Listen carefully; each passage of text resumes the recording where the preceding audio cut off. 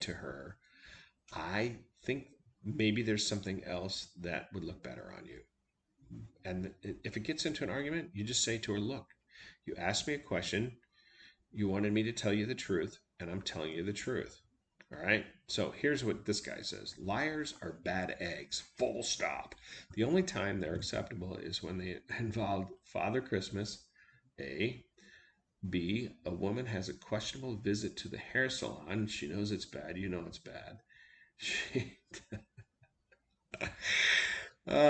say it looks wonderful and move on. Really? Seriously? You know, that's the problem with relationships between men and women is that you really can't be honest with somebody. I mean, there are times when you really just can't be honest with somebody.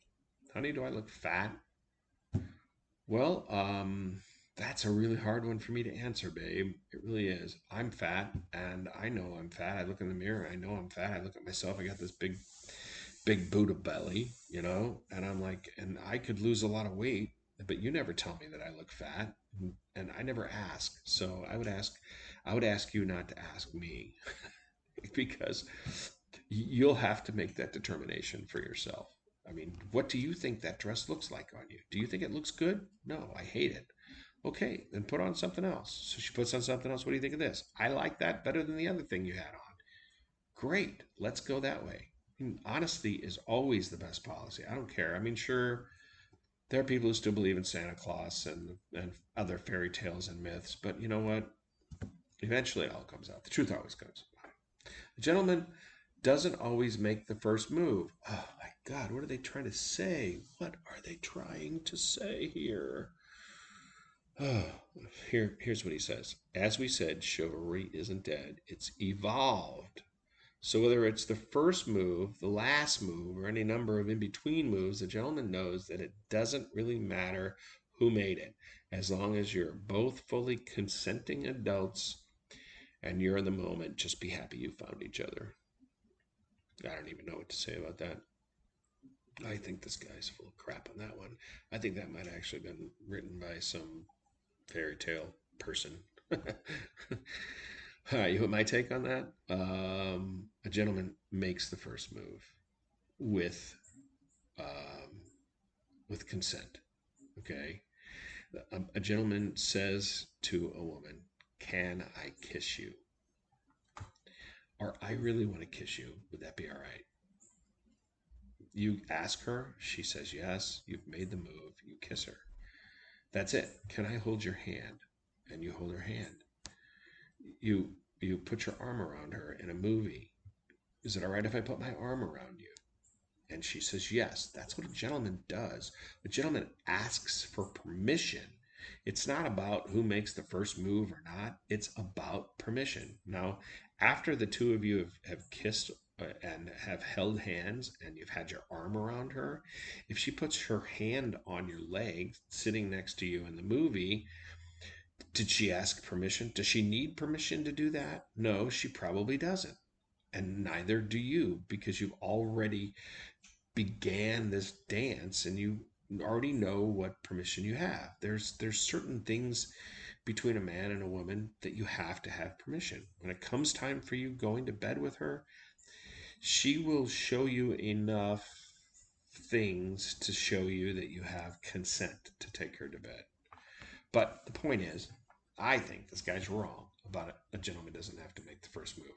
These days, women are making the first move. And it might be to give a guy a phone number. And if the guy's interested, he might text her because that's what they do.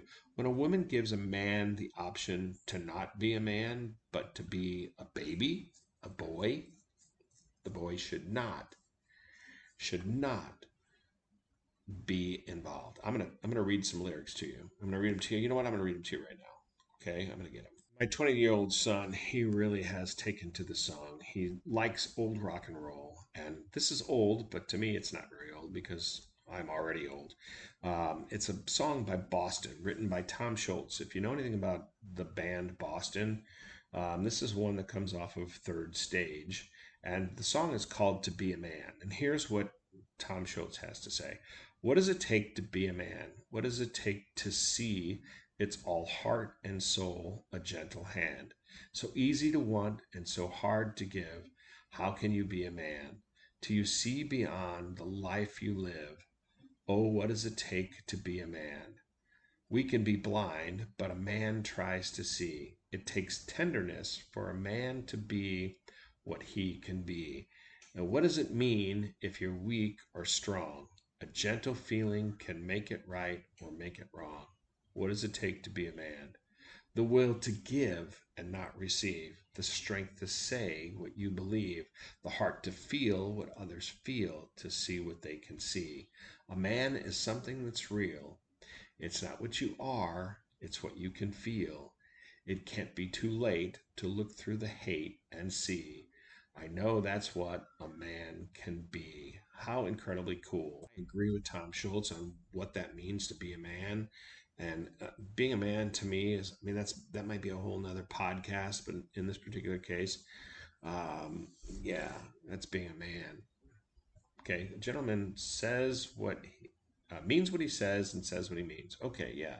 Don't garble your words, gents. No double speak, no jargon, no having to read between the lines. A real gentleman gets to the point, and while this is never an excuse for rudeness or insensitivity, you should appreciate the tactful honesty. Honesty is always the best policy. Always say what you mean and mean what you say. Okay, don't say you know what that means. For a lady, a gentleman always offers his seat and opens the door. You know, it goes more than that. I've already talked about opening the door, but you know, you're riding on a train. I don't ever ride on trains, but you might be listening in New York, and you see you're sitting down, and an old lady comes in, and I know you've got your laptop on your lap, and you're not going to gain anything. You're really not. So you see that this woman comes in and she's standing and you're sitting, and you should get your ass up off that chair and let her sit down. It's just being polite. It's just the way it should have been and should always be. A gentleman never judges. Fast judgment says far more about a person making them than they do about the people that's actually being judged. As the old adage goes, never judge a book by its cover. This is an adage a true gentleman would be highly familiar with. Instead, hold your opinions for when you're a couple of illuminating chapters in. Okay, so this is like the first date thing. You know, you think that because this woman is absolutely gorgeous, that she's going to be absolutely gorgeous on the inside. Inside, you've already made this judgment, and so you're accepting that, right? Well, by the same token, if the woman is not a 10 on the scale of 1 to 10 that you guys seem to use, and say she's a 6 or a 7, I don't know how you came up to that number, but she's a 6, and you think, well, she's okay, but inside, she is a 10. And that's the thing that you need to realize is that people who may look like a 10 on the inside might be a 3. She might be a cheating, lying bitch. Or she could be somebody that's just freaking crazy. And if she's freaking crazy, you need to run like crazy. If she hands you a book that says how to live with somebody with BPD, then run, dudes, go. Then you know who I'm talking about. Because only one person would ever hand somebody a book and say, this is me. This right here describes me. I read the first chapter. It says, if you're just now getting into this relationship and you're reading this first chapter, you should close this book and run. And you know what? I wish I had taken that advice because it would have made a lot of sense. I mean, I had a whirlwind, crazy kind of relationship with this person, and she was a lying, cheating wench. I mean, she was awful. A gentleman is always well presented, no matter the company, occasion, or top secret mission. Dress like it's your last day on Earth. That's kind of a cool thing to say because I mean, I never dress like it's my last day on the Earth. I mean, I could see. Does that mean I should go grab my suit pants and my and put on a nice pressed shirt and tie and wear that while I'm sitting here doing this podcast? If there's something hanging in your wardrobe that you wouldn't be happy wearing forever, get rid of it. Okay, yeah. I mean, what's the purpose of this? I mean, if you're out on a date, you need to look well. Look well. You need to look good. You really do. All right, number 16. This is something that is actually gone. I'm sorry, guys, but this is this thing here is the thing that we used to use in order to determine the kind of person that you were dealing with. A gentleman has a firm handshake and always makes eye contact. Now that's two different things, and they're both equally important. And when you shake someone's hand, look them in the eye. They will probably look you in the eye too. You smile, not a overzealous smile, but you smile, shake somebody's hand, tell them that you're proud or happy to meet them, etc. But it's about a firm handshake. Now, what does that actually mean? A firm handshake? You need to practice it. You really need to practice it. And you need to make sure that you practice it over and over and over and over again so that it becomes muscle memory and automatic to give somebody a handshake. These days, the handshake is gone. We fist bump now. What the fuck is that? Who created this fist bump thing? You cannot tell the character of a person by a fist bump. You cannot tell the character of a person by a high five. You cannot tell the character of a person just by standing there and looking at them in an instant. It just doesn't happen. That's what this is about. So, this is what the guy says: weak grips and averted gazes are huge no nos. A handshake, when we're allowed to swap our elbow bumps back for them, is like a gentleman's signature. It tells people the content of your character immediately. Did I not say that? This guy's saying that.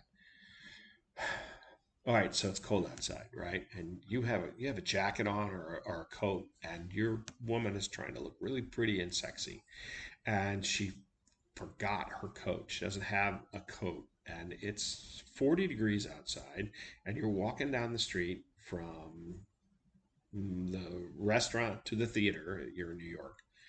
I've never gone to a theater in New York, so I don't know what that's like, but a lot of you do. And what you do is you offer a woman your coat. I mean, it's pretty simple. If she's chilly and you're warm, give her the coat. There you go. Easy enough. Done. That's not a big deal. It's just an act of selflessness, and being attentive. I like this one here. A gentleman knows how to cook. Well, in our household, I am the cook. I am prepared to make virtually any kind of meal at any particular time. I guess that makes me a gentleman, at least on the state of number 18 out of all these lists. I'm a gentleman. Start simply, work your way up to more adventurous cuisine. It's you know what? It's just do it. Learn how to cook. It's easy. Don't expect other people to do it for you. When you cook a meal for a woman the first time, uh, it's the same thing. The way to a man's heart is through his stomach. Well, in this particular case, yeah, it's the same for a woman. A gentleman always walks a woman home. Now, if you're 15 miles away, that's a stupid idea. But you always want to make sure that you walk her to her final destination.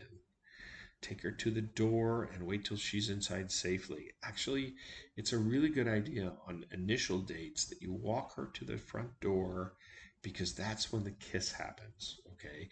If she's had a good time and you haven't kissed her all night long, the likelihood is this is when she wants you to make that move. If you're hanging out at the front door, she's probably waiting for that. So you give her a kiss. Okay. It doesn't mean that you kiss and then chase her inside up the stairs to the bedroom with your clothes on the floor as you go there. I mean, maybe that's the kind of date that you have, and maybe that's the way it should be. She's inside safely. That's all that really matters.